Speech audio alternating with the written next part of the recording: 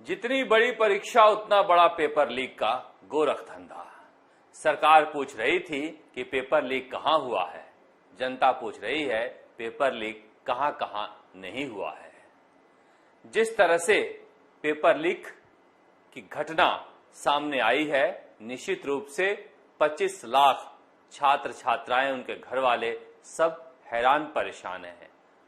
सोचिए जरा, कितनी मेहनत से, कितने दिनों से तैयारी कर रहे थे और अब पता चल रहा है कि जयपुर, जालोर, बाड़मेर, सांचौर, बीकानेर, सीकर, दौसा, टोंक, सवाई माधोपुर, हर जगह पेपर पहुंच गया था। कहा जा रहा है कि बाड़मेर का भजन लाल पेपर बेच रहा था, सवाई माधोपुर का बत्तीलाल मीणा पेपर बेच रहा था, टोंक में उनियारा अलीगढ़ का पृथ्वी मीणा पेपर बेच रहा था, बीकानेर का तुलसाराम पेपर बेच रहा था, जालौर का भूपेंद्र बिश्नोई और जगदीश बिश्नोई पेपर बेच रहा था, पाली का राजू और गोपाल पेपर बेच रहे थे। तो फिर पेपर कहां नहीं बिक रहा था? हद हो गई। सरकार कह रही थी कि 7 ताले में पेपर था, लीक हो ही नहीं सकता। सरकार कह रही थी कि हमने नेट बंद कर दिए हैं, पेपर बाहर आ ही नहीं सकते। एक दिन पहले ही पेपर आ गए थे और एक दिन पहले ही कहा जा रहा है कि गुजर की धड़ी के कोचिंग में पेपर सॉल्व भी हो गए थे, आंसर सीट भी तैयार हो गए थे और उसके बाद फोन करके बेचा जा रहा था कि आइए ले जाइए, किस किस को पेपर चाहिए। और पुलिस क्या कर रही थी? पुलिस कर रही थी बस में बैठाने का इंतजाम। सामाजिक संगठनों ने जो खाने के लिए पूरियां तलवाई थी, उनके पैकेट बांटने में लगी हुई थी। इसीलिए मैं बार बार कहता हूं कि सरकार की प्राथमिकता क्या होनी चाहिए। रोते हुए बच्चे को खाना चाहिए, दूध चाहिए। खिलौना देकर बहुत लंबे समय तक आप उसे बहला फुसला नहीं सकते हैं। तो सरकार ने पूरे सिस्टम को बस के इंतजाम में लगा दिया और पेपर बेचने वाले पेपर बेच रहे थे। सील खुले हुए पेपर पहुंच रहे थे। करौली में, सीकर में, दौसा में इस तरह की खबरें लगातार आ रही है, मगर माध्यमिक शिक्षा बोर्ड के चेयरमैन कह रहे हैं कि पेपर लीक हुआ ही नहीं। राजस्थान के शिक्षा मंत्री तो आग बबूला हो जाते हैं और पूछते हैं कहां पेपर लीक हुआ है। अब जिस तरह के खुलासे हो रहे हैं उसमें बाकी क्या रह गया है। लेकिन इतनी गिरफ्तारियों के बावजूद सरकार और स्पेशल ऑपरेशन ग्रुप यह बताने में अभी सक्षम नहीं है कि यह पेपर कहां से लीक हुआ था। क्या माध्यमिक शिक्षा बोर्ड के दफ्तर से लीक हुआ था, या किसी स्ट्रांग रूम से लीक हुआ था, या फिर सरकार में बैठा हुआ कोई व्यक्ति से लीक कराया था। इसे लेकर जब तक जांच पूरी नहीं हो जाती, पूरी सरकार कटघरे में खड़ी रहेगी। जनता संशय की नजरों से देखती रहेगी।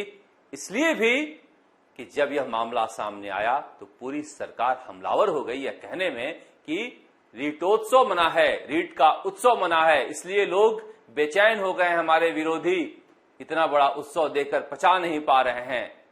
उसके लिए साधुवाद, मगर इसके लिए क्या लीजिएगा आप, जो कारनामा आपने किया है।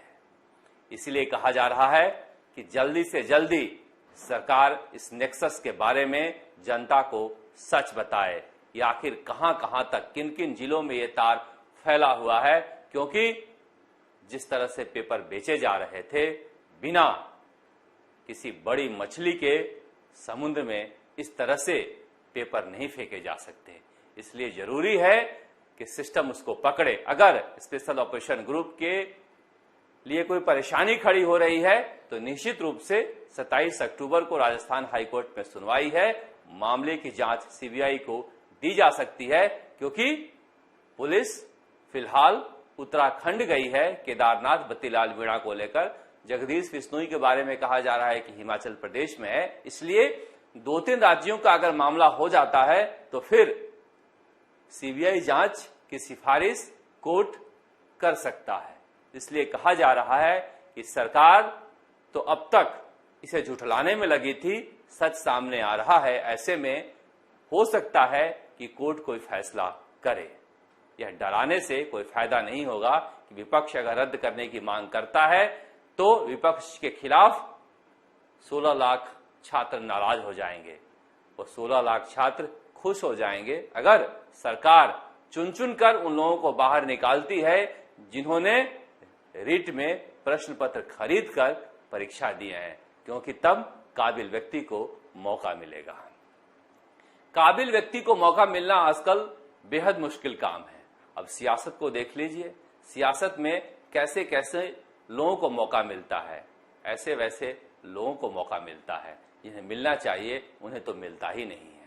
लेकिन कहा जा रहा है कि कांग्रेस में उम्मीद बंधी है। उम्मीद इसलिए बंधी है कि लंबे अरसे बाद 16 अक्टूबर को राजस्थान के मुख्यमंत्री अशोक गहलोत दिल्ली जा रहे हैं। दिल्ली जा रहे हैं तो कांग्रेस की अंतिम राष्ट्रीय अध्यक्षा सोनिया गांधी और पूर्व राष्ट्रीय अध्यक्ष राहुल गांधी से भी उनकी मुलाकात हो सकती है। जिस तरह से राजस्थान में मामले पेंडिंग हैं, हो सकते हैं कि अब आगे बढ़ें, क्योंकि मैं बार बार कह रहा हूं कि कांग्रेस के अंदर एक बेचैनी है। जिस तरह से सचिन पायलट ने अल्टीमेटम दे रखा है, वह सब्र सिर्फ इसलिए रखे हुए हैं क्योंकि गांधी परिवार ने उन्हें सब्र रखने के लिए कहा है। अब मुख्यमंत्री अशोक गहलोत जाएंगे तो क्या करेंगे? करेंगे वही जो करते आ रहे हैं। जैसे ही G23 के कुछ लोग मांग करेंगे कि एक पूर्णकालिक राष्ट्रीय अध्यक्ष होना चाहिए, चुनाव होना चाहिए, या सोनिया गांधी की तरफ से उन पर टूट पड़ेंगे, इसलिए कि कांग्रेस आलाकमान इनसे खुश हो जाए, क्योंकि जो बुजुर्ग हैं वह यथास्थिति बनाए रखना चाहते हैं। इसी में इनकी मौज हो रही है, क्योंकि पूछने वाला कोई है नहीं कि राजस्थान में या दूसरे राज्यों में हो क्या रहा है, नेता कर क्या रहे हैं। ऐसे में पहले से माना जा रहा है कि मुख्यमंत्री अशोक गहलोत अपनी भूमिका सोच कर जा रहे हैं कि राहुल गांधी और सोनिया गांधी के पक्ष में खड़े हो जाना है। भले ही उनकी जो बातें पिछले 3-4 महीने से नहीं मानी जा रही है राजस्थान में, वो कोई मायने नहीं रखता है, लेकिन G23 के खिलाफ अगर बोलेंगे तो एक बार फिर से कांग्रेस आलाकमान के दिलों में जगह बना सकते हैं। लेकिन असल मसला वह नहीं है। मसला कांग्रेस की समस्या कहीं और है। कांग्रेस की समस्या है कि जिन्होंने 5-6 सालों तक मेहनत की है वो अपना हक मांग रहे हैं, उस हक को कैसे दिया जाए इस पर बहस होनी है। इसलिए माना जा रहा है कि मुख्यमंत्री अशोक गहलोत अगर इस बार दिल्ली गए तो हो सकता है कि अपना पुराना टेप रिकॉर्डर फिर सुनाएं कि देखिए हमने कैसे सरकार बचाई। सोचिए अगर हम विधायक अपने पास नहीं रखते तो सरकार चली जाती। तो ये जो बार बार सुनाने वाला उनका जो पुराना टेप रिकॉर्डर है, कांग्रेस के सभी नेता दिल्ली में थक चुके हैं। इसलिए कांग्रेस यहां से आगे बढ़ना चाहती है और उम्मीद करनी चाहिए कि दिल्ली जा रहे हैं तो कुछ अच्छी खबर लेके आएंगे। लेकिन उनसे ज्यादा इंतजार अच्छी खबर का राजस्थान के 16 लाख रीट छात्र कर रहे हैं, सब इंस्पेक्टर की परीक्षा में बैठे छात्र कर रहे हैं, JEN की परीक्षा में बैठे छात्र कर रहे हैं। सब इंस्पेक्टर की परीक्षा में तो पेपर ही वायरल हो गया था, सबने देखा भी था, उसमें कोई सबूत की भी जरूरत है नहीं है, मगर सरकार की तरफ से या फिर RPSC की तरफ से कोई बयान आया नहीं है कि उस परीक्षा का क्या होगा।